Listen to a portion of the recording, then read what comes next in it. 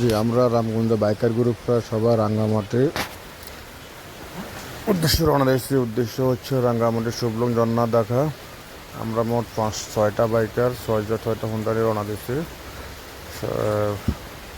সকাল সকাল রওনা দিলাম। মোটামুটি আবহাওয়া ভালো আছে মোটামুটি, এবং হুন্ডা খুব ভালোভাবে যাচ্ছে। আসলে রাঙ্গামাটি দেখার অনেক শখ ছিল। বাংলাদেশে অনেকটা ডিস্ট্রিক্ট ঘুরলাম, কিন্তু রাঙ্গামাটি ঘুরার বাকি ছিল। তো আজকে আপনাদের সব বিস্তারিত বলবো যে রাঙ্গামাটির শুভলং ঝর্ণাতে যেতে কত টাকা খরচ, কোন হোটেলে থাকবেন, কোথায় খাবেন, এবং কীভাবে যাবেন, এবং কীভাবে বোট ভাড়া নেবেন, যাবতীয় এভরিথিং আপনাদের মোট কত টাকা খরচ হয়, ওখানে আদিবাসী পল্লী, আদিবাসী বাজার সবগুলো আপনাদেরকে ভিজিট করে দেখাবো ইনশাআল্লাহ। এবং কত টাকা আপনার খরচ হবে টোটাল সব কিছু জানাবো ইনশাআল্লাহ।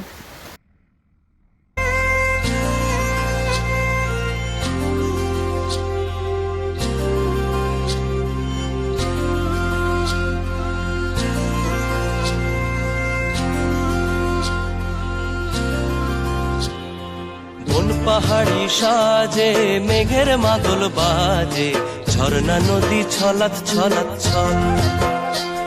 ওপন পাহাড়ি সাজে মেঘের মাদল বাজে, ঝর্ণা নদী ছলাৎ ছলাৎ ছল। তোকেই এমন দিনে পড়ছে ভীষণ মনে, আয়না এখন ভিজবো দুজন চল। ওরে আয়না এখন ভিজবো দুজন চল, ঝর্ণা নদী ছলাৎ ছলাৎ ছল। ওপন পাহাড়ি সাজে মেঘের মাদল বাজে, ঝর্ণা নদী ছলাৎ ছলাৎ ছল।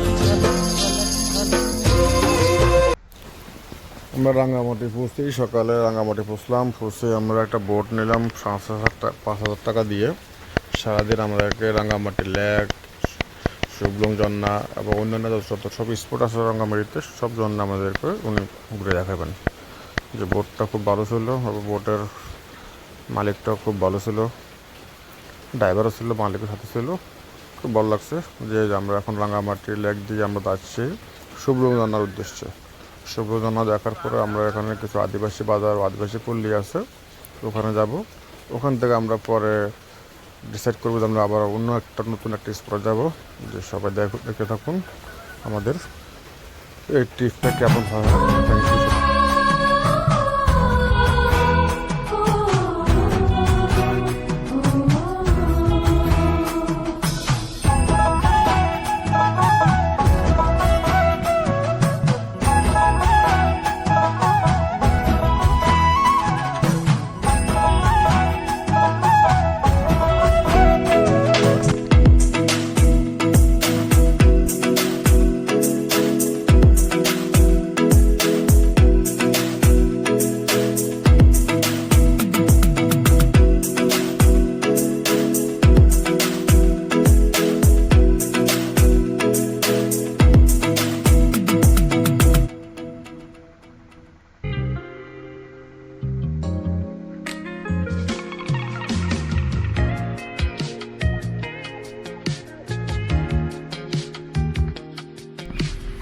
জি আমরা চলে আসছি অলরেডি নিকটবর্তী।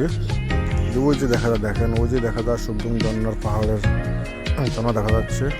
এই যে আর 2-1 মিনিট পরে আমরা পৌঁছে যাবো কাঙ্ক্ষিত গন্তব্যে ইনশাল্লাহ। সবাইকে দেখাবো শুভলং ঝর্ণা কীরকম, কতটুকু উপর থেকে পানি পড়ে সবটুকু দেখাবো ইনশাল্লাহ। একটু ওয়েট করেন, বিশ্বাস করে তো ভিডিওটা দেখবেন, অবশ্যই দেখতে পারবেন শুভলং ঝর্ণা তো কী পরিমাণ মানুষ আসে দেখেন। কত নৌকা, কত বোট, প্রতিদিন হাজার হাজার পর্যটক আসে এখানে শুধুমাত্র এই ঝর্ণাটা দেখার জন্য।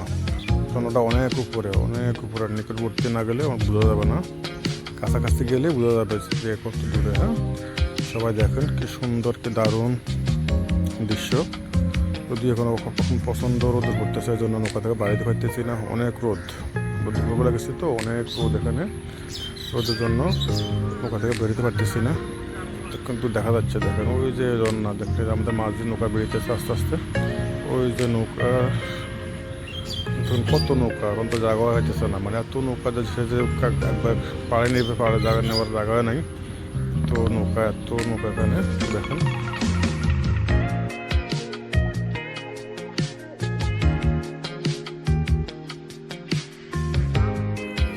আমরা এখন এই যে চলে আসছি শুভম ঝর্ণা। এই ঝর্ণার নিচে আমরা আমার বন্ধু যেটা কামরুল ভাইকে দেখা যাচ্ছে, কামরুল ভাই এই যে আমি যাচ্ছি ঝর্ণার নিচে আসছি এখন। ঝর্ণাটা অনেক উপর থেকে পানি পড়ে, তো গায়ে পানি পড়ে অনেক ব্যথা মনে হয় যে বুলেট করতেছে, এত ব্যথা। ওই দেখেন আমার আরেক বন্ধু কোথায় উঠছে, তাহলে আমার তো ভয় লাগতেছে এত উপরে উঠতে গিয়ে। বলতো দেখেন আমার আরেক বন্ধু কোথায় উঠছে, অনেক উপরে উঠছে। হ্যাঁ, এই দেখেন পানি প্রচণ্ড বাতাস, কিন্তু উপরে বাতাসের কারণে ঝর্ণার পানি একবারে পড়তেছে না, মানে সচ্ছল পানি, অনেক ঠান্ডা পানি, অনেক ঠান্ডা সচ্ছল পানি একেবারেই। অনেক মজা করতেছে সবাই। আমি দাঁড়িয়ে আছি, দেখেন আমার বন্ধু কামরুল, ওই যে আমি আছি এখানে। দেখেন এই যে পানিতে গোসল করতেছি, অনেক ঠান্ডা পানি, অনেক অনেক অনেক মানে সবাই উপরে উঠতেছে, আমি কিন্তু বয়ে উঠিনি, ওটা অনেক খারাপ ভয় লাগতেছে পাহাড় বাইতে। দেখেন সবাই যাচ্ছে এখানে, মোটামুটি দারুণ আনন্দ করছে আমরা সবাই। আমার বন্ধু আরিফ সবাই অনেক আনন্দ করছে। অনেক ঝর্ণা করলাম, সীতাকুণ্ডে অনেক ঝর্ণা আছে, সীতাকুণ্ডে গেলাম, নাপিতে ছড়া, কইয়া ছড়া, তারপরে আপনার হবিগঞ্জে গেলাম, হামাম ঝর্ণা, অনেক ঝর্ণা দেখছি। তবে ঝর্ণাটা একটু ব্যতিক্রম, একবার লেগে পড়ায়, তো এই জন্য সব মানুষ এখানে বেশি দূরে। অন্যান্য ঝর্ণা তো অনেক দূরে, অনেক ট্রেকিং করতে হবে, এখন ট্রেকিংটা অনেক কম। এখন গোসল করতেছে ঠান্ডা পানিতে, খুব ভালো লাগছে।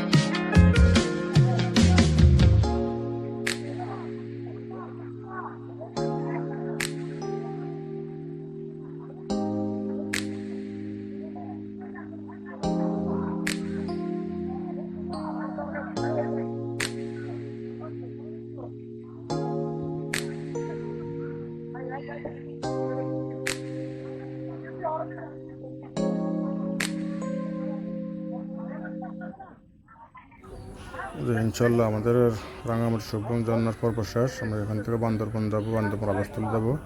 ইনশাল্লাহ নেক্সট ভিডিও আপনাদের জন্য আপলোড করা হবে খাদ্যস্থলী। ইনশাল্লাহ সবাই দেখবেন। সালাম আলাইকুম।